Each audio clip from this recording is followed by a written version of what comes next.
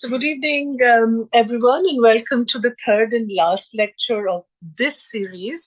I was in discussion with some of the students after the last one about their wanting to send suggestions about continuing and the series in the next term and the kinds of speakers they would like to listen to. So I'm very open to suggestions. But for this term, these are the three that we had planned. We'd invited 6. 3 of the other speakers declined. All were our faculty members. So it's a great pleasure to welcome you to Andrea Peto's lecture. She's a historian by training. She's a professor in our Gender Studies department and a research affiliate also at the CU's Democracy Institute.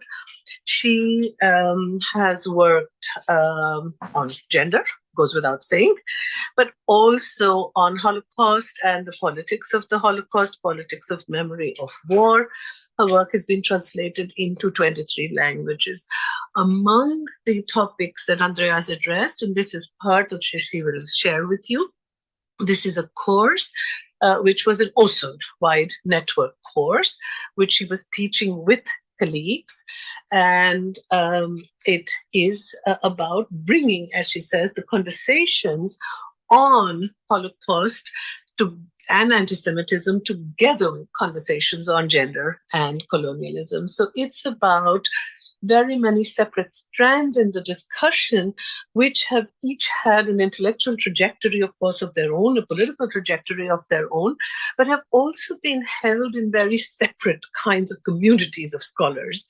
And that is why when I asked her, I only asked her if she would be kind enough to give us a talk on anti-Semitism, but she decided that she would like to widen the canvas and connect all of these strands together.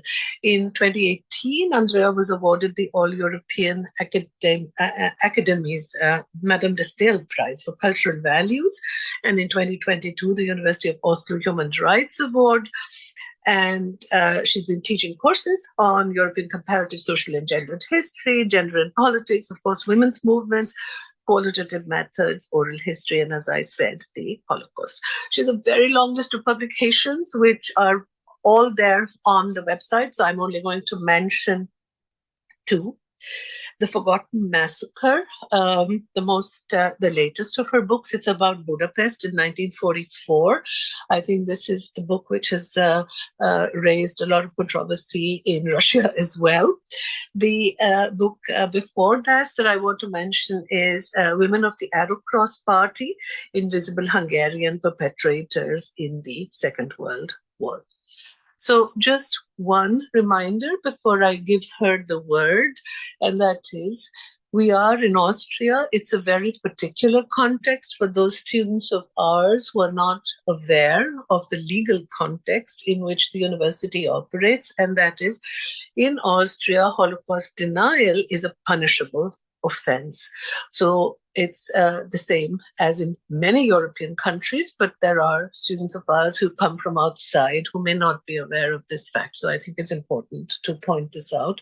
I would be very happy if during the Q&A you would just identify yourself so that Andrea knows whose questions she's answering. And with that, I thank you very much, Andrea, and give you the word.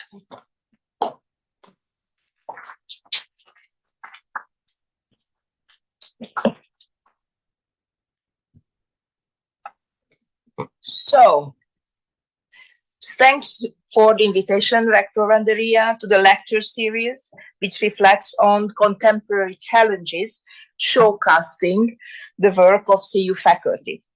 Thanks to the audience for coming in these busy times, and greetings to those who are following the talk online and watching the recording later.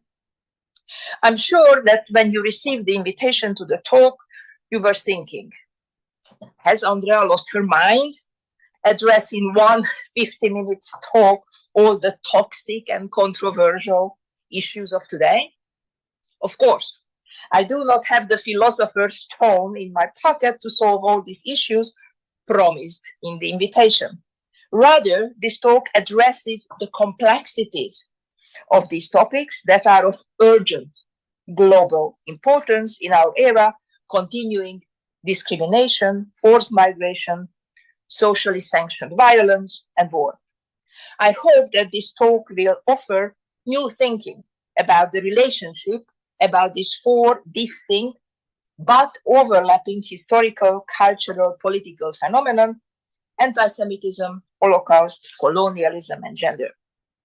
So this talk sets out to argue that it is essential to reframe such vital discussion, which at present take place in parallel and even in antagonistic manner. An important challenge of the framing involves putting the history of these four concepts in dialogue with each other, and the site of this reframing is education. I need to stress that not every dialogue takes place in education, and not every education is a dialogue. The concrete dialogue I would like to discuss here today is an example of such a discussion, and it took part in education. I argue that this dialogue in education can happen only in collaboration. That was the rationale for the decision of our group of colleagues to develop this course. We wanted to meet the challenge of our times in the widest possible sense. And I want to make flute. So these are the challenges: emotional, institutional, academic, pedagogical, political, in the classroom.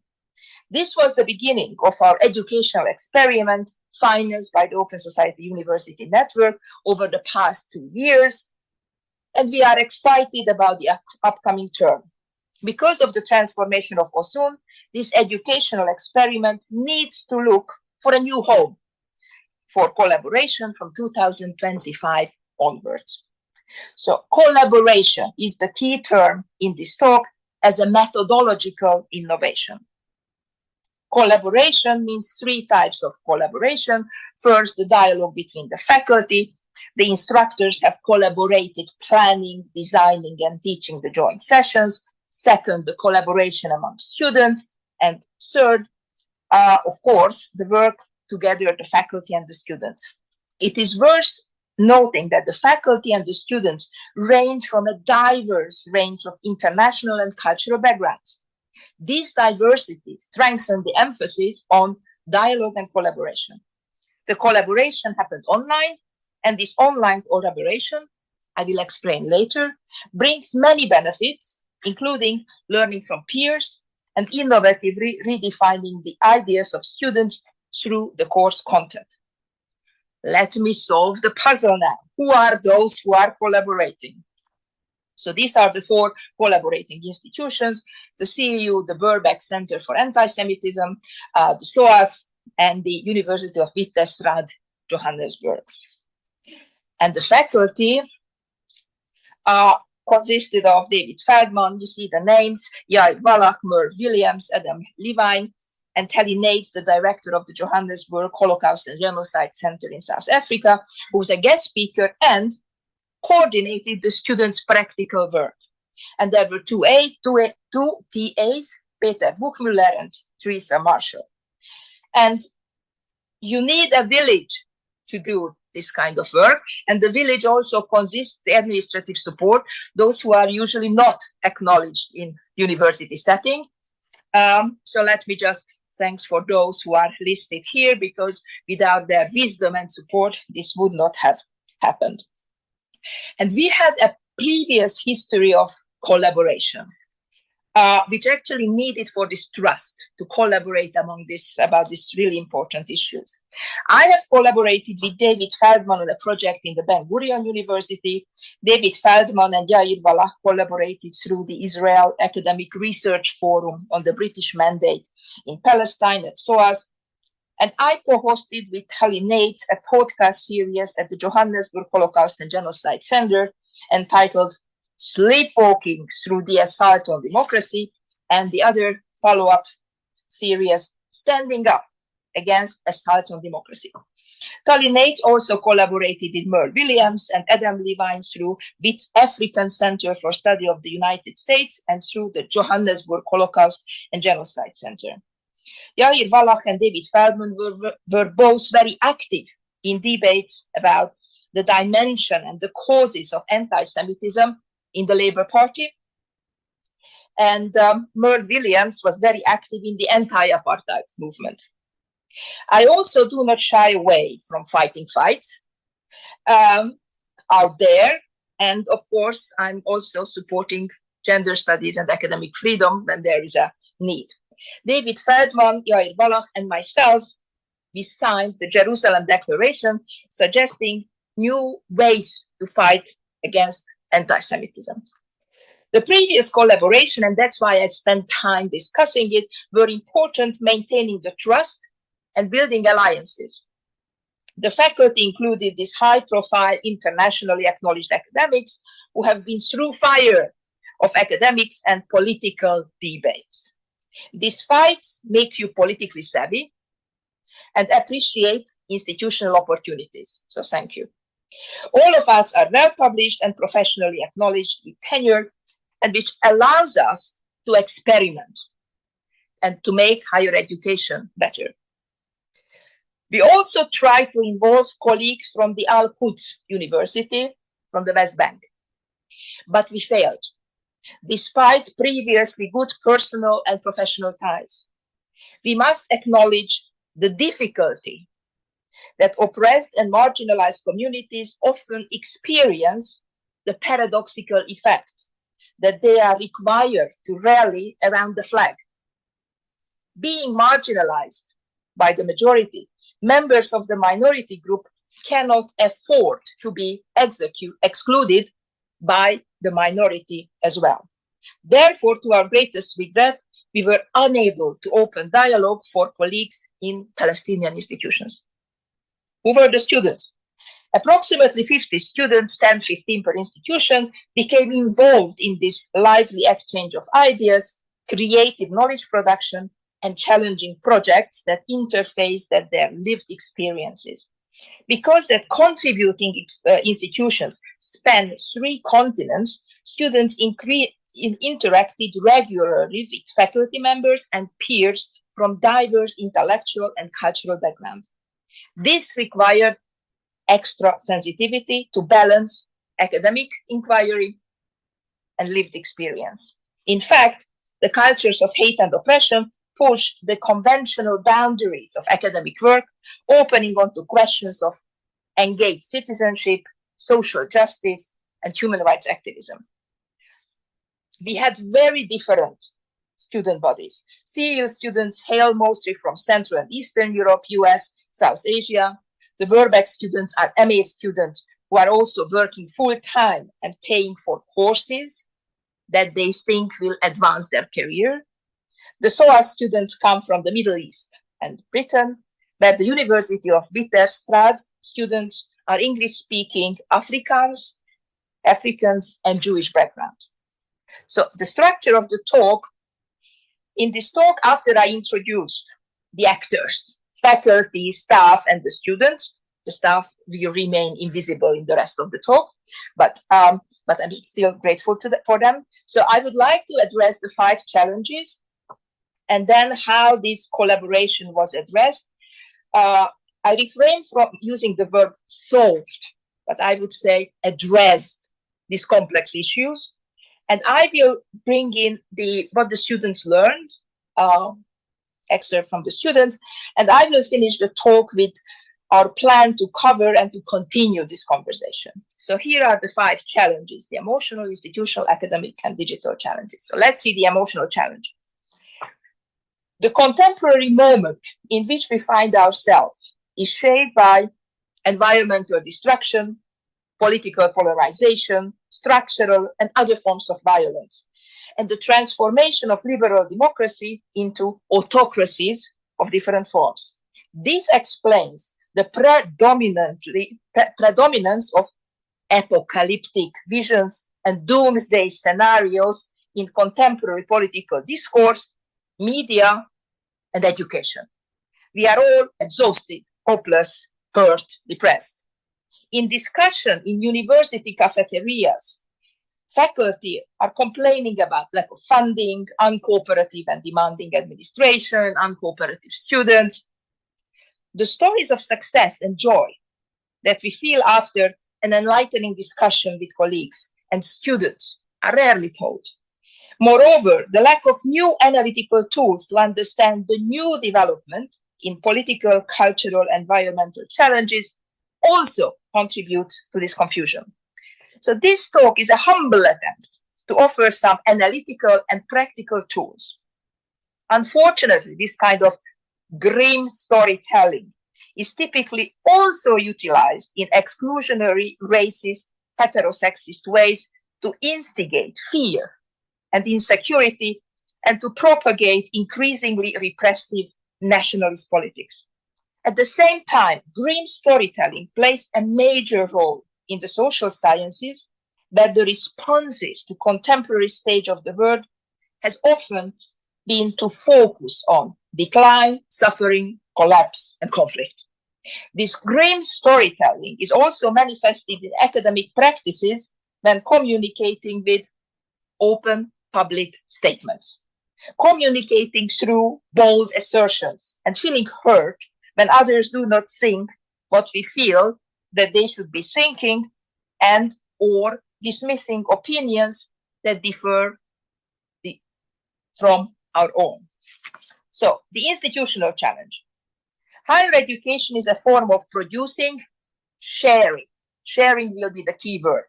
And disseminating knowledge is under two types of pressures nowadays. The first is what I would call progressive inclusionary challenge, which brings into question whether higher education in this form is producing relevant knowledge at all. We are constantly aware of our privilege of being part of higher education, funded through ever-increasing tuition fees and supporting a global labor market predicated on the exploitation of the less fortunate, both here in Europe and in the global south.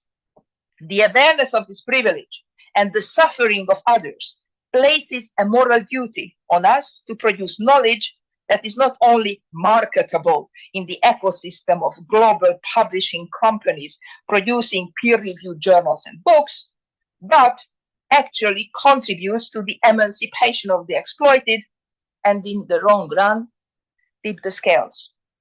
The only way of justifying the existence of our privileged position for the time being is by asking, then designing a course, what concrete contribution this course has to offer to the process of this transformation.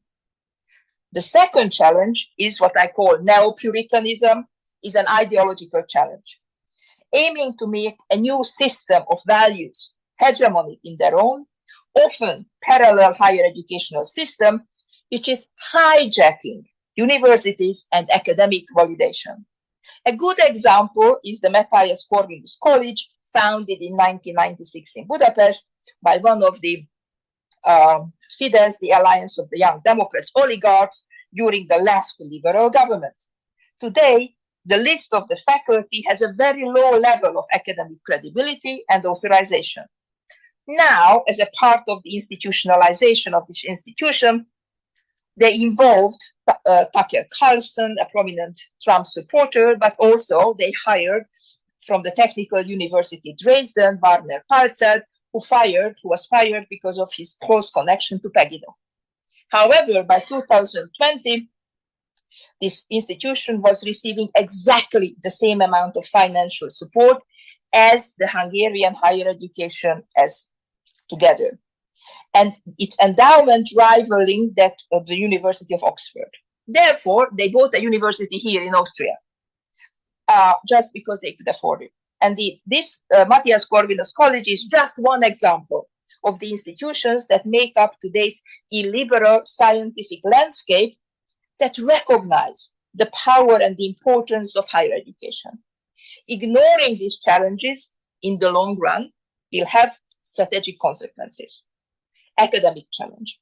The four concepts, gender, Holocaust, colonialism, and anti-Semitism, become a lens through which to examine exclusion, prejudice, discrimination, race, hate in their historical and contemporary manifestations. These questions are widely and vehemently discussed in their specific context, with anti-Semitism and Holocaust studied separately from forms of racism rooted in colonial legacies. The faculty are working to connect and problematize the relationship of the Holocaust to anti-Semitism historically and today, to other genocides, to other racisms historically today, what is now called Islamophobia, colonialism with its histories, racism, exploitation, consistently privileging whiteness, ethical othering, and violent occupation of foreign territories. The four concepts are widely discussed, but very often separately. Bringing in gender to this conversation complicates the picture for three reasons. First, gender as a category of analysis is often missing from the discussion of anti-Semitism and marginalized or compartmentalized subsections. Sigmund Freud, I can't even pronounce it. The claim to include women or to bring in feminist perspective is complicated by the concept of intersectionality. Second, the second complication is the illiberal challenge.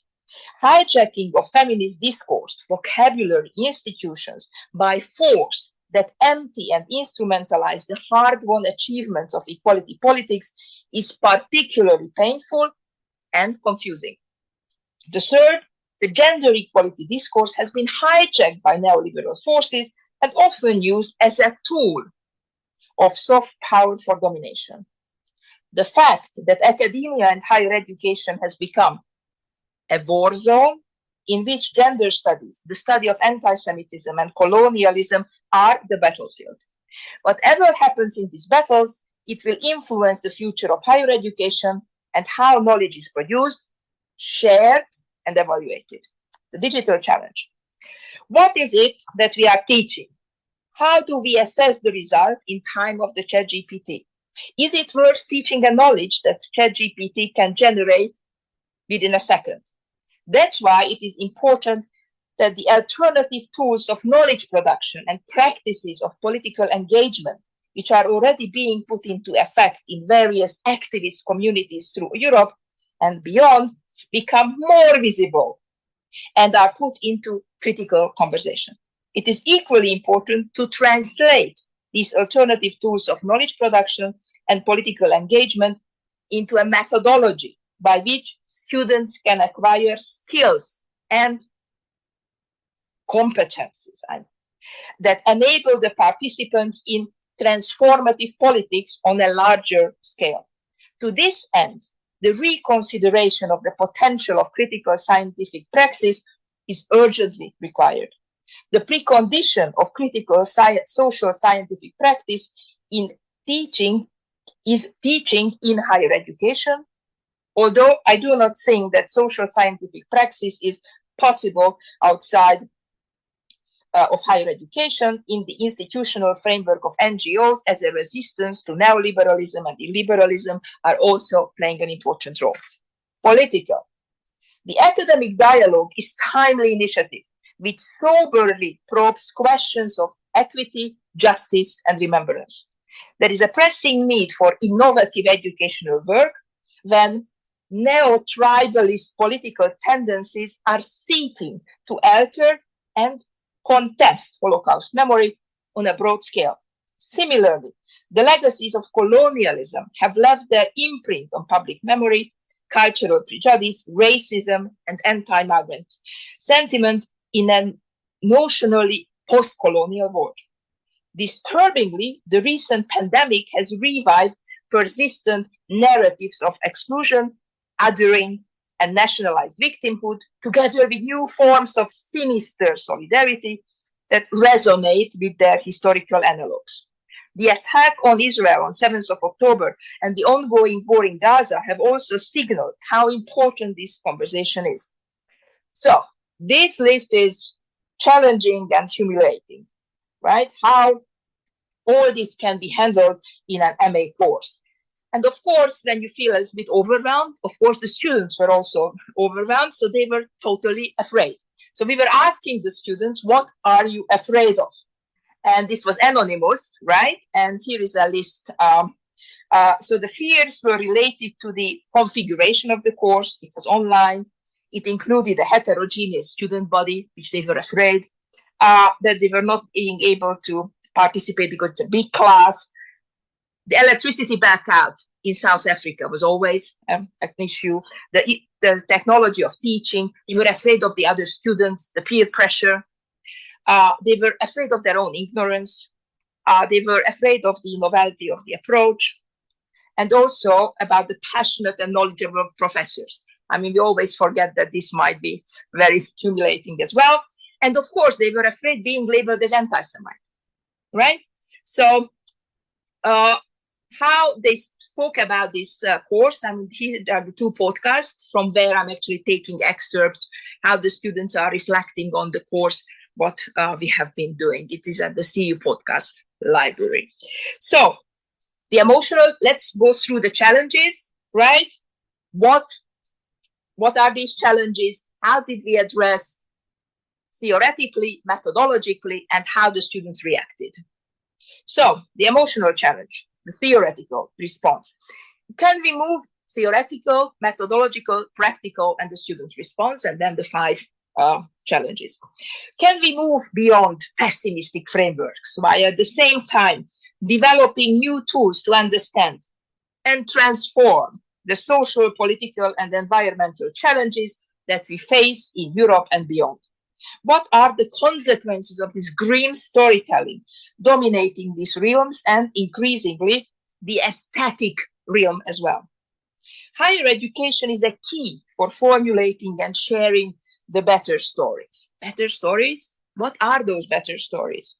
And this is a quote from Dina George's book, Better Stories, Fear Effect from the Middle East. Better story as a principle of creation, surviving difficult experiences, and also the principle of how people collectively share a story to survive better. But a survival itself is an achievement. So education is a space where this collective sharing of better stories can happen. And there is no one solution, but different positionalities, and reflecting on these positions and their interconnectedness shape the stories. Speaking at the 4th European Educational Summit, the President of the European Commission, Ursula von der Leyen, said, I quote, "The foundation of education is sharing. And when people from different cultures and countries are involved, it is even more enriching," end quote. This is easier to say than to do, as sharing as it is very political process. Participants in this conversation come with their own traumas and their own systems of truth. So what kind of possibilities can be opened up by better stories of political, academic, aesthetic interventions that offer effective, embodied, and transformative alternatives? Sorry, let me phrase. What possibilities can be opened up by better stories of political, academic, and aesthetic interventions that offer effective, embodied, and transformative alternatives? By asking such questions, this course seeks to explore, understand, and make visible the livable, the real, and acceptable alternatives to the green stories of the present. For this reason, we selected multidirectional memory as a framework for the course, while acknowledging the limitations of this concept.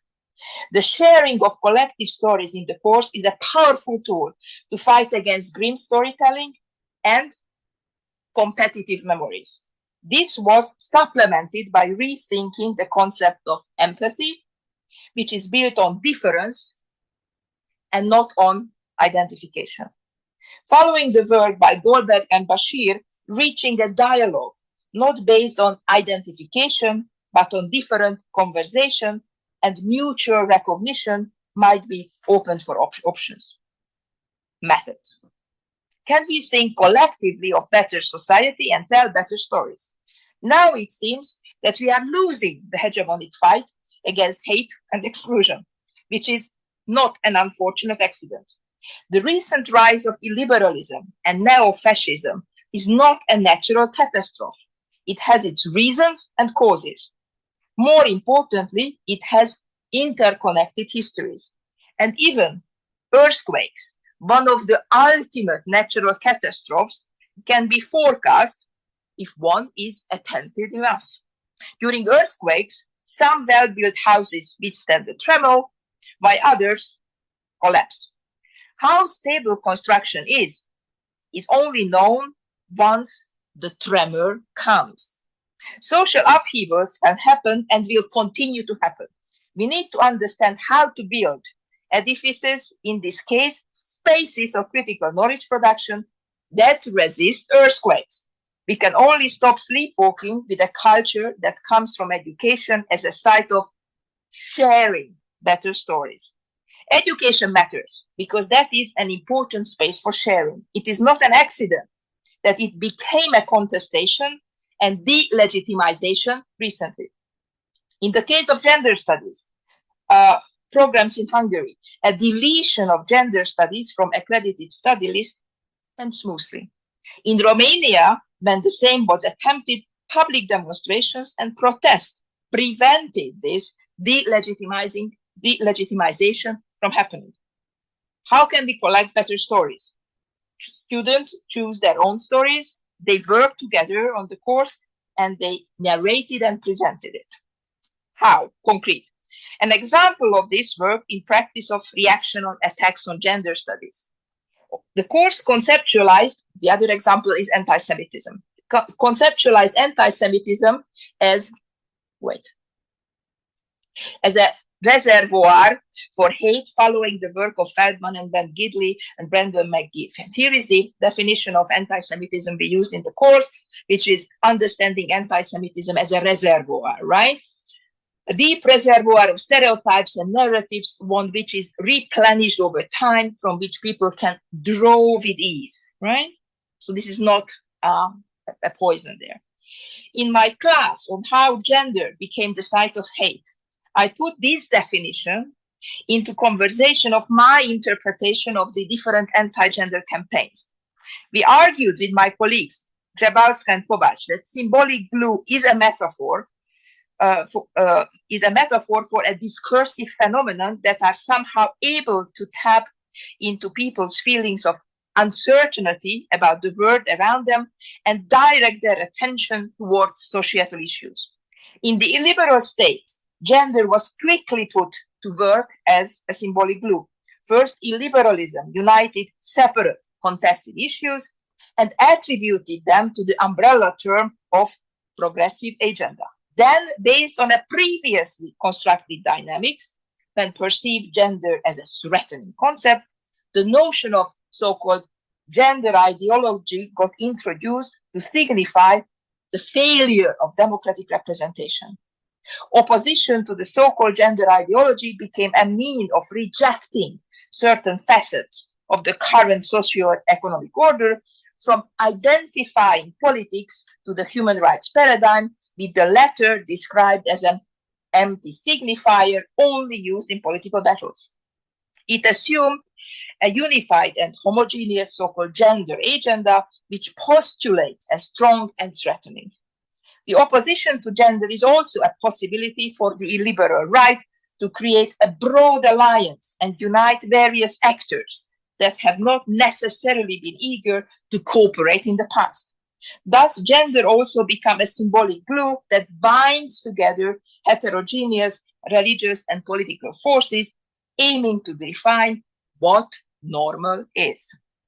Understanding the process and different responses, and more importantly, the different responses help to tell better stories of loss, defeat, and betrayal. So how did students respond to this? So here are some quotes which I edited for the sake of the clarity, but you can now listen to the podcast. And I would like to underline the first response when the respondent is saying that the bodily experience of collaborating with others is something that a unique opportunity, and also the reflection on the solidarity among students, the amazing experience of listening to the others. So, institutional challenge: theoretical, methodological, concrete, and the student. Theoretical: As I argued, knowledge production, the transmission, and the recognition of knowledge have become extremely important in the current global context. Illiberal and anti-liberal forces are using a double strategy to dominate these processes, emptying the previous institutional structure of academic work, while also establishing a network of institutions of their own at the same time. This policy includes not just the funding of new institutions, but also defunding other institutions with similar profiles to eliminate them. Therefore, it is crucial to recognize how institutions are vacant and how brave and original academics are often intimidated. Methods. The priority of our work was to create a safe space through which to enable critical conversation. Creating a safe place, enabling critical conversation, and setting up structures to safeguard this safety was our priority. Class discussion was never recorded. The debates were happening in the breakout sessions, and it rarely happened that the response to intellectual problem was an ideological label. As if it happened, then the instructors tactfully addressed this, asking questions. An example is when we used a roundtable about gendering the Holocaust, and in the class where Gloria Steinem was a speaker, one of the students described and dismissed her as a second-wave feminist. Asking questions about the content behind the label is the task of the instructor and the TA. So, what was the response of the students? The institutional challenge. That the students recognized that we moved out from our comfort zone, and but they were doing something that combined all those different innovative didactical methods and theories to move the teaching into different direction. Academic challenge. Theory, method, concrete, student. Theory. The course seeks to develop the connection between anti-Semitism and racism examined in Hannah Arendt's pioneering work, The Origins of Totalitarianism, and Michael Rothberg's concept of multidirectional memory. In our course, the Holocaust is placed in conversation with histories of colonial oppression, as well as anti-Semitism, racism, and gender, to gain greater understanding how our cultures of hate and oppression were formed and how continue to develop to the present. Perspectives and critical reflections of African studies, critical race theory are integrated into the sessions on Hannah Arendt's treatment of imperialism and anti-Semitism. Multidirectional memory and colonialist and the Jews are investigated through a network of relationships rather than investigated as a standalone section in the syllabus. How? Method. Multidirectional memory promotes a non-competitive dialogue across different archives of extreme violence and suffering. These archives are actual and conceptually entangled. The multidirectional memory is applied to a massacre of the Nama and Herero in German South-West Africa in 1904. The historical narrative unfolds across the two world wars with the atrocities of the Holocaust in sharp juxtaposition with growing resistance to colonial control in Asia, the Middle East, and Africa. The dark legacies of European modernity have continued into the post-colonial era, like the Rwanda genocide in 1994. A compelling contemporary instance is the Palestinian-Israeli conflict, which predated the Holocaust, but raises issues of anti-Semitism, colonialism, and dispossession, particularly after the founding of the State of Israel. Here, the discourses of racism, anti-Semitism, and Islamophobia fragment dangerously under various political pressures. Concrete example. This part of the course was historicizing contemporary debates. The concept of genocide has been recently criticized in the academic debate. In the course, we analyzed the debate between Omer Bartov and Dirk Moses about genocide as a bridging concept, and if permanent security should replace the concept of genocide. Is genocide a useful concept at all? The class also discussed the different definitions of anti-Semitism, analyzing the different consequences. How did the students take this? So here are some quotes about how they liked the course. I especially appreciated connecting the Holocaust and Zionism because, as I'm not very familiar with this discussion on Zionism or even the Jewish-Palestinian conflict in general, and so having the opportunity to talk about that, I felt like I had much better understanding of the current issues today after looking at the past. And the other quote is about South Africa and how gendering the French colonization is actually an interesting example. So, digital. Theory, method, concrete examples. Theory. Academy provides us with meaningful tools to exchange ideas. In our course, that was the reason why students were asked to work in groups and to prepare group projects. Membership in those groups ran across institutions, offering the chance for collaboration and exchange of ideas from diverse international perspectives. Group work discussions facilitated cross-institutional and transnational dialogue and created an opportunity for mutually enriching collaboration among different students. How?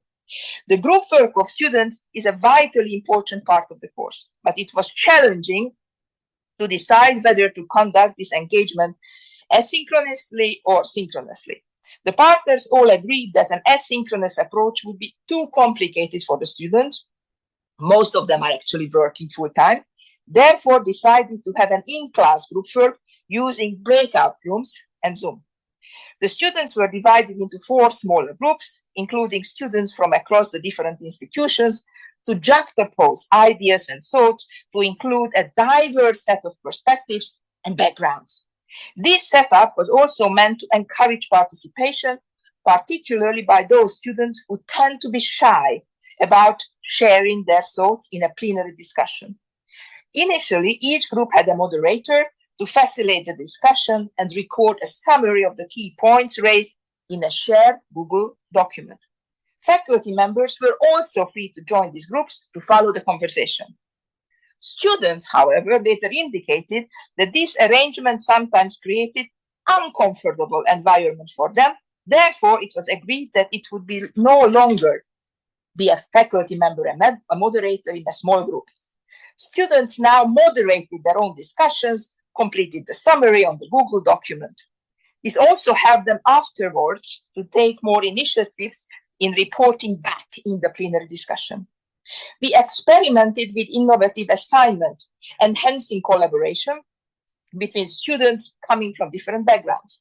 These were the museum panels. Students of the 4 institutions can choose one leading concept of the course and work during the term in breakout sessions to put the readings in dialogue with the concepts of Holocaust, genocide, anti-Semitism, and colonialism and gender. This exercise was instructed by Telly Nates, the director of the Johannesburg Holocaust and Genocide Center, and they prepared a museum panel which they presented at the course. They discussed the lecture, the readings, connection to the museum panel, which was a final assignment. Concretely, the technology available to us was a curse and a blessing. It enabled the group work assignment to create synergy among students from the 4 collaborating institutions. Each session started with what we called the bridge, to connect the class to the previous class from the point of view of the lecturer, and the content then was studied. Then came the introductory talk, focused on the material provided in the course reading, and this was followed by the breakout sessions, and the students in the breakout sessions prepared a joint document responding to one question. After the breakout sessions, the sharing of the group reports on their discussions, the lecturers for the given week summarized the takeaway points, and this was followed by the bridge to the next talk. So how did the students take this? Badly. I was very excited to create this panel. I was happy, but I would have enjoyed it more if we were sit together and go through the books and really create something together. Okay. So, political challenge, theoretical, methodological, and concrete. Theory. Being an academic, a researcher, and a historian is largely a very individualistic business. And being a teacher, most of the time, is individualistic. Teaching in a group, as a group, is a form of resistance. Asking the students to learn how to collaborate across institutions is a form of resistance to the academic model, which focuses on the individual in a competitive context. It is something new for all of us to have been involved in a course in a collaborative way, and then requiring responses in creative and collaborative way as well. The collaborating institutions explore how we may use teaching, student engagement, and nurturing of informed civic responsibility to clarify and to work through these pressing intellectual tensions. Collaboration is a method to produce new knowledge and share it collectively. So this was the structure of the course. You see the 12 weeks, the different topics we covered. So the collaboration requires bravery, solid professional and pedagogical insight. First, because the contested fields we are putting into conversation, but even the fact of the conversation is contested. Second, because the very heterogeneous student body. And third, because of the challenges that is the synchronous online course with all its technical opportunities and challenges. What happened then concretely? In the opening roundtable, the faculty shared their educational program and also their concerns and limitations. The statement that the faculty shared that alone they would not have been able or even dare to teach the course is enlightening and brave in an academic culture where academics are expected to know everything. Discussing anti-Semitism, students read the text of the sociologist and Pan-Africanist W.E.B. Du Bois. Some decades later, following a visit to the Warsaw Ghetto, Du Bois was grappling with anti-Semitism, and this visit gave him, in his words, I quote him, a more complete understanding of the Negro problem, which was no longer in my mind a separate and unique thing as I had so long conceived it, end quote. His own experience of racism could generate solidarity with others. The principle that guided him can be found today among some Israelis and Palestinians and in their respective diasporas as they confront mounting racism and violence in dialogue instead of a competition. Students, what did they learn? So this is, I don't know if you can read this, but this is basically about insights and making connections from Central Europe, Balkan, and Ukraine. And also the second quote is, I think for the longest time about issues such as colonialism or the Holocaust, I had a single view on. So even seeing the panels of people's different views on events that affect us all was quite insightful. Right? Conclusions. So this talk was based on two arguments.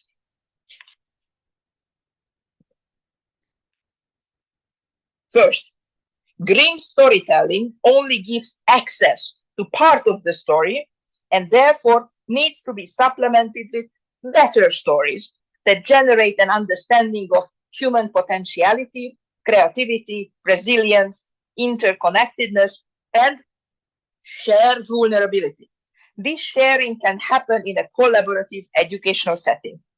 Second, the tendency towards grim storytelling is critical social sciences constitutes a major limitation for the possibilities of imagining and enacting a very transformations offered by the progressive projects.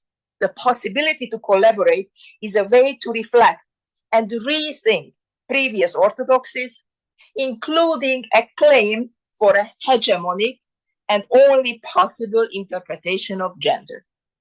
I cannot agree more with David Feldman, who reflected on our educational experiment in the podcast Here is the quote from the podcast.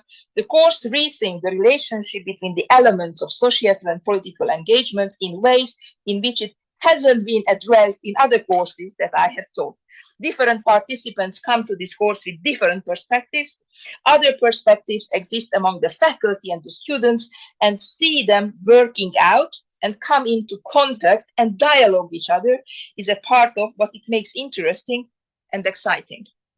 In the academic texts and academic literature, finding ways in which to apply the real-world solution and the real-world problem, or using it to address real-world problems and find solutions for those. It has highlighted the value of our interdisciplinary, multiple, and often multi-directional engagement with the nexus of anti-Semitism, colonialism, gender, and genocide.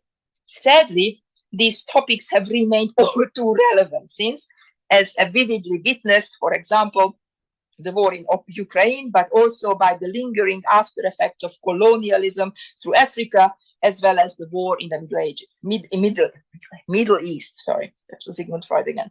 My experience was that collaboration pushes you outside your comfort zone, and sometimes you must talk to people whom you otherwise you would not like. Learning to the rules of collaboration or sharing by doing is possible only by learning it. The novelty of this course is exactly how we go through the readings. We discussed, collaborated around certain topics, and you have got the hands-on experience of doing this in the form of this museum panel. And this is very complicated learning process, and I'm sure that it will take months, even years, to recognize by the participants how and what did they learn. The bodily experience of collaborating with others is a unique opportunity. Giving a course and having the lecture is one thing, but doing something that combines all these different innovative didactical methods and theories to move teaching in a different direction is something else. Of course, this course was not a solution for all the problems, but the first step to recognize the overlapping crises required a new mode of teaching and thinking. The faculty introduced a new form of group work for the course for the spring 2024, and we have been constantly fine-tuning and modifying the content and the methods of collaboration. This will be a long road ahead of us, our collaboration, and we are looking forward to teaching the course in spring 2024. Of course, before we start being full of ourselves in a self-celebratory mode that we know everything, worth looking at. There was a different picture which was shaping from the anonymized student evaluation, because that showed a very different picture. One of the students anonymously wrote, Andrea Peto is incompetent. I think she should not be teaching at all. That shows that conversation is a difficult process with uncertain outcomes, which requires trust, bravery, belief in one's ability to be a part of better stories. The course we were teaching together was hoping to contribute to reframing the crisis with the secret hope of offering a different space for critical thinking. Some of us feel powerless, and bringing an end to an immediate crisis seems to be the privilege of the not too good performing political elite. But for the rest of us, a lot remained to do beyond political statements or angry Facebook posts. The task remains to build a politics and practice of human freedom fit for the 21st century. One that is clear-sighted about racism in its multiple forms, including when it rises to the surface among those whom it also claims as its victims. The road will be long, as it is not a sprint, but a marathon. I would like to close with the words of Dina Georges. If there is no final story, if the story never ends, and there is always a better story than the better story, end quote. This may seem a distant prospect at the current moment, but the alternative, including this collaborative course with its innovative methods, is already in place. That is a message of radical hope against grim storytelling. Thank you very much.